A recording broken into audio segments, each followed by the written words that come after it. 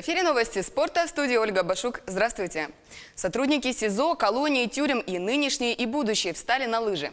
Воронеж принимает чемпионат Федеральной службы исполнения и наказания по лыжным гонкам и зимнему двоеборью. Спортивный праздник, поучаствовать в котором приехали спортсмены со всей страны, посвятили грядущему 140-летию уголовно-исполнительной системы. Подробности в сюжете. В этих колоннах строем идут действующие сотрудники Федеральной службы исполнения наказаний и их подрастающая смена, курсанты профильных вузов со всей страны. Кузбасс, Пермь, Самара, Красноярск, Татарстан, Камчатка и не только. Соревнования собрали больше 300 спортсменов из 47 регионов. Я только закончила учебное заведение, совсем недавно работаю, и вот получилось, что попала на эти соревнования.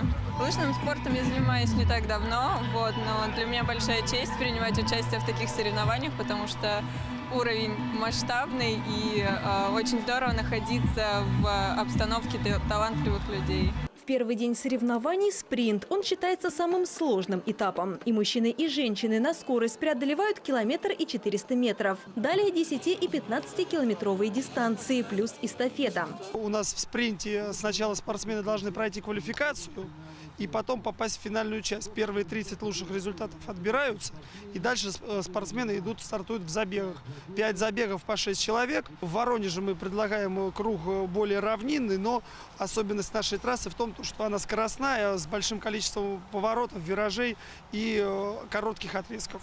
Каждый спортсмен перед забегом разминается и готовит лыжи. Им надо показать лучший результат, потому что на кону спортивная честь родного учреждения. Работа у нас связана с некоторыми проблемами и психологическими, и физическими, но спорт, как вы знаете, он помогает преодолеть вот эти трудности, бодрость духа, ну и всегда оставаться в настроении. Вторая часть соревнований – двоеборье. Помимо преодоления 15-километровой дистанции на лыжах, участники покажут свои навыки в стрельбе из стабильного оружия.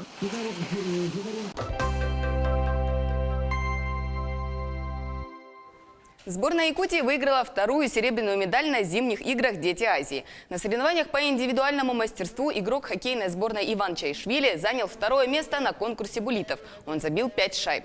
Золото этого конкурса досталось сборной Сибирского федерального округа. Кроме этого, состоялись состязания на скорость и меткость. Так, самым метким стал японец Ишида Сэя. А в конкурсе «Ракета» золото взял еще один представитель Сибири – Николай Хворов. Соперники все были серьезные, играть с ними было тяжело.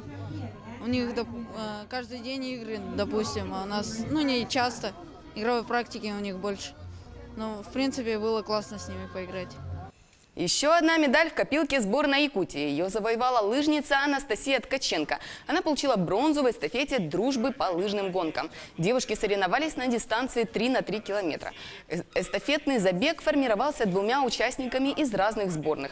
Так, в случае победы медали идут в зачет сразу 2 командам. А сегодня поступили в продажу билеты на Кубок мира по вольной борьбе. Об этом сообщают организаторы. Желающие могут купить билеты в 5 кассах города. На месте проведения соревнований в Центре спортивной подготовки «Триумф», в Саха-академическом театре, Государственном театре оперы и балета, кассе филармонии, а также в Доме дружбы народов. Кроме этого, билет можно приобрести онлайн на официальном сайте Кубка мира по вольной борьбе yakutsk.worldcup2019.org, а также на сайте tesurus.com. Стоимость входных билетов 500 и 800 рублей в зависимости от сектора. Организаторами соревнований было принято решение о выделении 522 мест в зрительном зале для детей из социально незащищенных семей, воспитанников спортивных школ, занимающихся вольной борьбой, и ветеранов спорта. Это были новости спорта. Всего доброго!